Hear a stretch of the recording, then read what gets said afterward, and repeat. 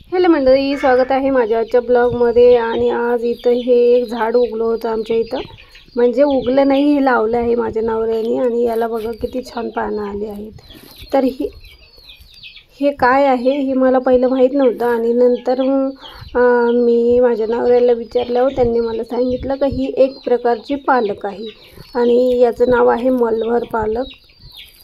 तर ही आपल्या इथं होतच नसते, आंध्रा तिकडच्या साईडला होते। तर ही एक पालक आहे आणि मी आता हिची पानं तोडून पालक भजी करणार आहे। तर पहा मी कशी पालक भजी करते। मी कवळे आणि ताजी स्वच्छ पानं तोडून घेते आहे। तर एवढी खूप पानं आली होती, पण मी कधी मला भाजी करायची माहिती नाही म्हणून मी केली नव्हती। तर मी आता असा विचार केला का आपण ह्याची भजी करू, आणि म्हणून मी एवढी पानं तोडले। तुम्ही पाहू शकता। आता ही पानं स्वच्छ धुवून घेते। आणि हे आहे आपलं बेसन पीठ घेतलं मी भजी करण्यासाठी। बेसन पीठ तर लागतं। तर आपलं बेसन पीठ आहे हे। तर मी थोडंसं बेसन पीठ घेतले, त्याच्यामध्ये टाकले मिरची पावडर, मीठ, खायचा सोडा आणि हे ओवा अशी।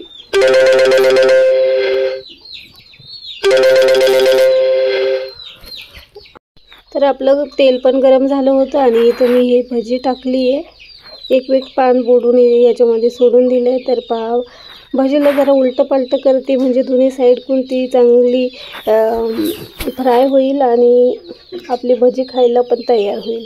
तर माझी अशी भजीचा कलर आला म्हणजे ही भाजली गेली। जर भाजली नाही तर कच्चीच राहते, आणि काही कळत नाही कच्चं कसं राहतं। तर चांगली भाजायची आणि गॅस थोडा कमी करायचा, म्हणजे मंद आचेवर करायचं, म्हणजे भजी जळत पण नाही। तर इथं आपली हे भजी झालेत, तर अजून थोडे राहिले, तेवढे मी सगळे करून घेते। तुम्ही हा व्हिडिओ पाहत राहा आणि आवडल्यास नक्की शेअर करा आणि ही भजी खाऊन बघा। तर आपली एवढी झाली आणि अजून थोडे राहिले।